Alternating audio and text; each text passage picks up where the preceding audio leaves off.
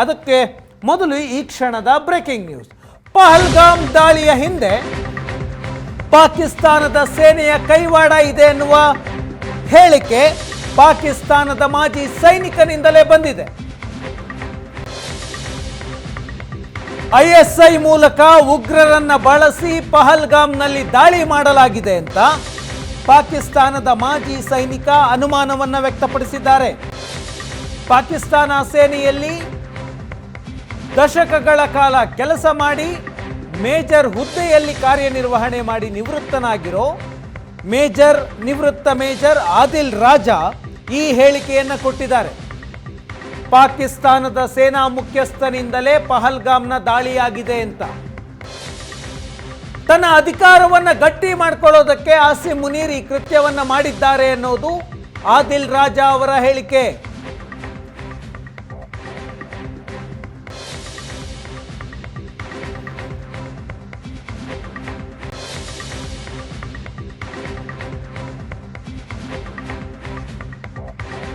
ಆದಿಲ್ ರಾಜಾ ಪಾಕಿಸ್ತಾನ ಸೇನೆಯಲ್ಲಿ ಕಾರ್ಯನಿರ್ವಹಿಸಿದಂತಹ ಮೇಜರ್ ಅವರು ಈಗ ಪಾಕಿಸ್ತಾನದಲ್ಲಿಲ್ಲ, ಲಂಡನ್ನಲ್ಲಿ ಉಳ್ಕೊಂಡಿದ್ದಾರೆ.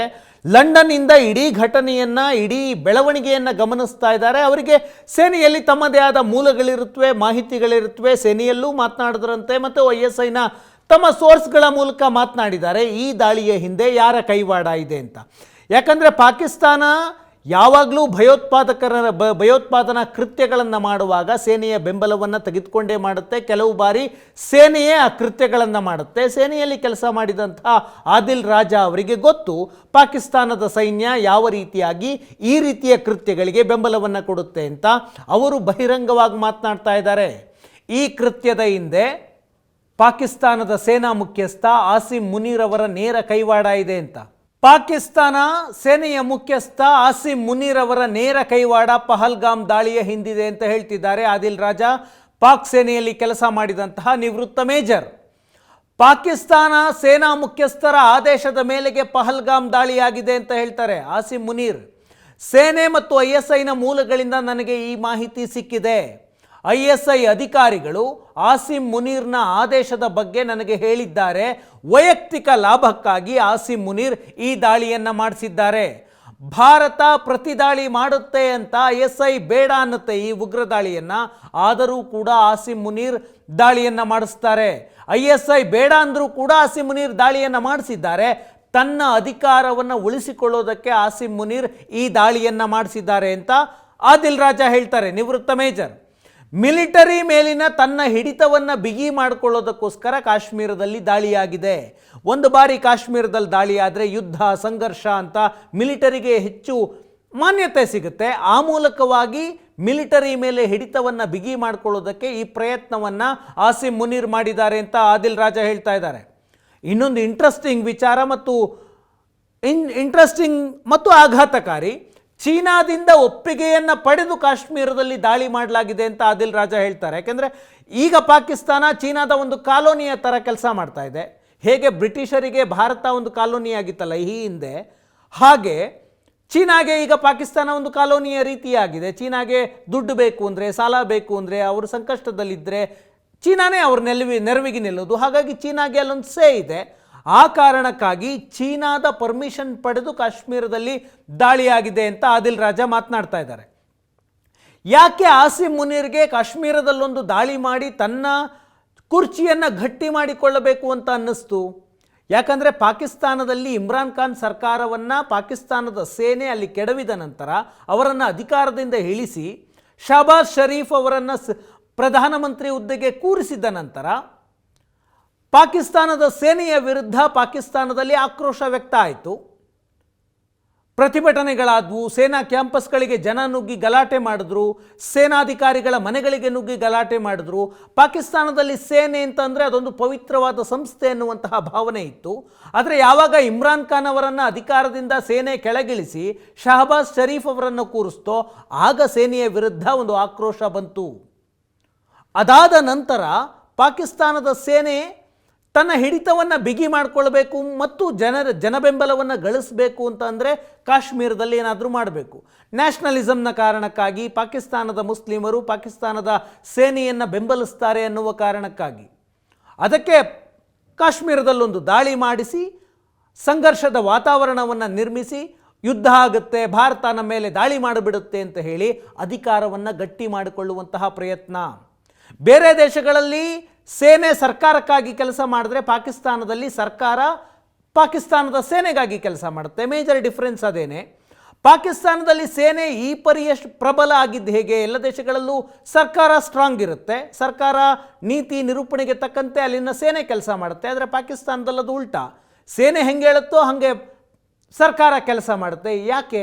1947ರಿಂದಲೂ ಇದಾಗ್ತಾ ಇರೋದು. ಯಾಕಂದರೆ ಭಾರತ ದೊಡ್ಡ ದೇಶ, ಪಾಕಿಸ್ತಾನಕ್ಕೆ ಕಂಪೇರ್ ಮಾಡಿದ್ರೆ ಶಕ್ತಿಯಲ್ಲಿ, ಆರ್ಥಿಕತೆಯಲ್ಲಿ, ಜನಸಂಖ್ಯೆಯಲ್ಲಿ ಯಾವ ದೃಷ್ಟಿಯಿಂದ ನೋಡಿದ್ರೂ ಕೂಡ ಭಾರತ ಪಾಕಿಸ್ತಾನದ ಮೇಲೆ ಯಾವಾಗ ಬೇಕಾದರೂ ದಾಳಿ ಮಾಡಬಹುದು ಅನ್ನುವ ಭಯವನ್ನು, ಭೀತಿಯನ್ನು ಪಾಕಿಸ್ತಾನದ ಜನರಲ್ಲಿ, ಪಾಕಿಸ್ತಾನದ ರಾಜಕಾರಣಿಗಳಲ್ಲಿ ತುಂಬಿ ಪಾಕಿಸ್ತಾನದ ಸೇನಾ ಜನರಲ್ಗಳು ಇಡೀ ಹಿಡಿತವನ್ನು, ಅಧಿಕಾರವನ್ನು ತಮ್ಮ ಕೈಲಿಟ್ಟುಕೊಂಡ್ರು. 1947ರಿಂದ ಅದು ಇದುವರೆಗೂ ನಡೆದುಕೊಂಡು ಬಂದಿದೆ. ಹಾಗಾಗಿ ಪಾಕಿಸ್ತಾನದಲ್ಲಿ ಮಿಲಿಟರಿ ಜನರಲ್ಗಳು ಸರ್ಕಾರವನ್ನು ಕಿತ್ತೊಗೆದು ತಾವೇ ಸರ್ವಾಧಿಕಾರಿಗಳಂತೆ ಕೆಲಸ ಮಾಡಿದ್ರು, ಅಧ್ಯಕ್ಷರೂ ಆದರು, ಮುಷರಫ್ ಉದಾಹರಣೆಗೆ. ಹಾಗೆ ಈಗ ಪಾಕಿಸ್ತಾನದ ಸೇನೆಯನ್ನು ಹಿಡಿತಕ್ಕೆ ತೆಗೆದುಕೊಳ್ಳೋದು ಮತ್ತು ಸರ್ಕಾರದ ಮೇಲೆ ಹಿಡಿತವನ್ನು ಬಿಗಿ ಮಾಡೋದಕ್ಕೋಸ್ಕರ ಆಸಿಮ್ ಮುನೀರ್ ಇಂಥದ್ದೊಂದು ಕೃತ್ಯ ಮಾಡಿಸಿದ್ದಾನೆ ಅಂತ. ಆಸಿಮ್ ಮುನೀರ್ ಪಹಲ್ಗಾಮ್ ದಾಳಿಯಾಗುವುದಕ್ಕೆ ಕೇವಲ 5 ದಿನ ಮುಂಚೆ ಫೆಬ್ರವರಿ 16ನೇ ತಾರೀಕು, ಏಪ್ರಿಲ್ 16ನೇ ತಾರೀಕು ಒಂದು ಹೇಳಿಕೆಯನ್ನು ಕೊಟ್ಟಿದ್ದರು. ಜಮ್ಮು ಕಾಶ್ಮೀರ ಪಾಕಿಸ್ತಾನದ ರಕ್ತನಾಳ ಇದ್ದಂತೆ, ನಾವು ಕಾಶ್ಮೀರದ ಪ್ರತ್ಯೇಕತಾವಾದಿಗಳ ಹೋರಾಟವನ್ನು ಮರೆಯೋದಿಲ್ಲ, ಕಾಶ್ಮೀರಕ್ಕಾಗಿ ಹೋರಾಡ್ತೀವಿ ಅನ್ನುವಂತಹ ಮಾತುಗಳನ್ನು ಆಡಿದರು.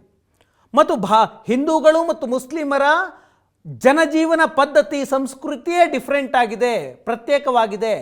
ಹಿಂದೂಗಳು ಮತ್ತು ಮುಸ್ಲಿಮರು ಒಟ್ಟಾಗಿ ಬಾಳೋದಕ್ಕೆ ಸಾಧ್ಯವೇ ಇಲ್ಲ.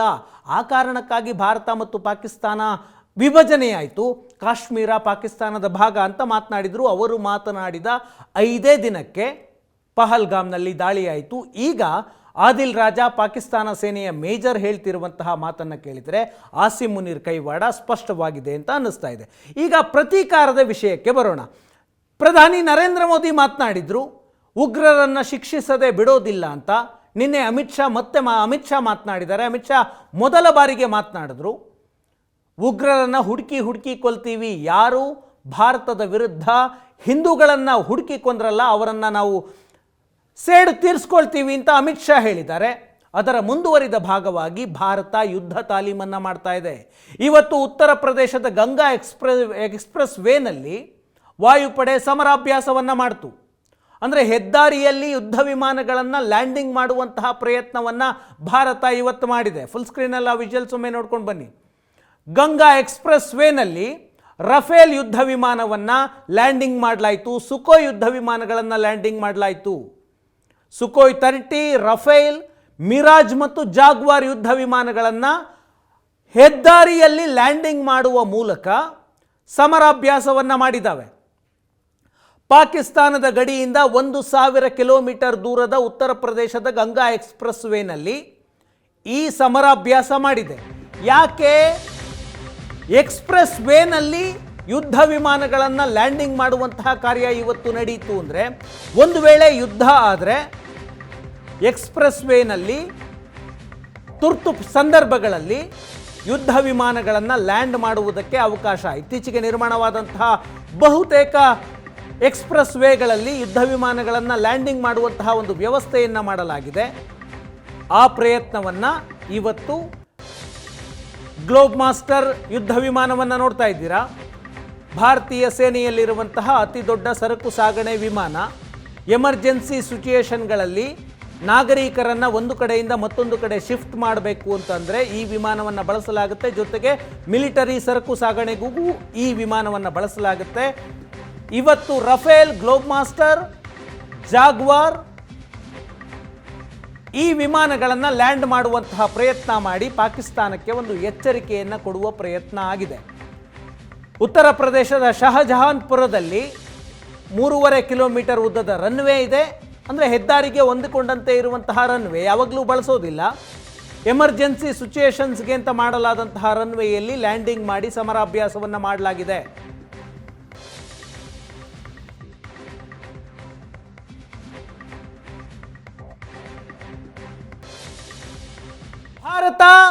ಭಾರತದ ವಾಯುಸೇನೆ, ಭಾರತದ ನೌಕಾಸೇನೆ ಮತ್ತು ಭಾರತದ ಭೂಸೇನೆ, ಮೂರೂ ಸೇನೆಗಳು ಯುದ್ಧ ತಾಲೀಮಿನಲ್ಲಿ ನಿರತವಾಗಿವೆ.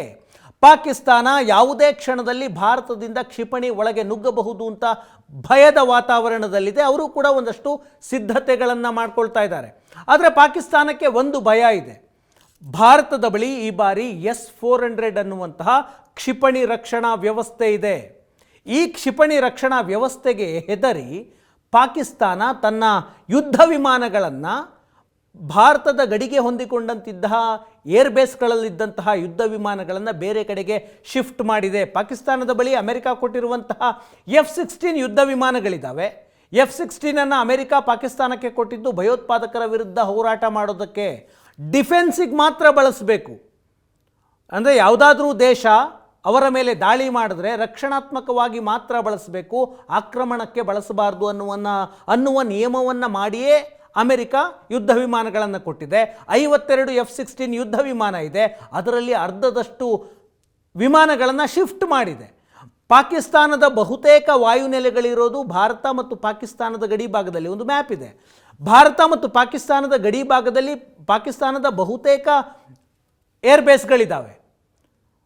ಈಗ ಅರ್ಧದಷ್ಟು ಯುದ್ಧ ವಿಮಾನಗಳನ್ನು, F-16 ಯುದ್ಧ ವಿಮಾನಗಳನ್ನು ಶಿಫ್ಟ್ ಮಾಡುವಂತಹ ಪ್ರಯತ್ನವನ್ನು ಪಾಕಿಸ್ತಾನ ಮಾಡಿದೆ.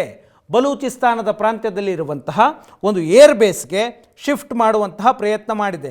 ಗ್ವಾದರ್ನಲ್ಲಿರುವಂತಹ ಪಾಸ್ನಿ ಅನ್ನುವಂತಹ ಏರ್ಬೇಸ್ಗೆ ಶಿಫ್ಟ್ ಮಾಡಿದೆ. ಯಾಕೆ ಪಾಕಿಸ್ತಾನಕ್ಕೆ S-400 ಅನ್ನುವಂತಹ ಬ್ರಹ್ಮಾಸ್ತ್ರಕ್ಕೆ ಪಾಕಿಸ್ತಾನ ಯಾಕೆ ಹೆದರ್ತಾ ಇದೆ?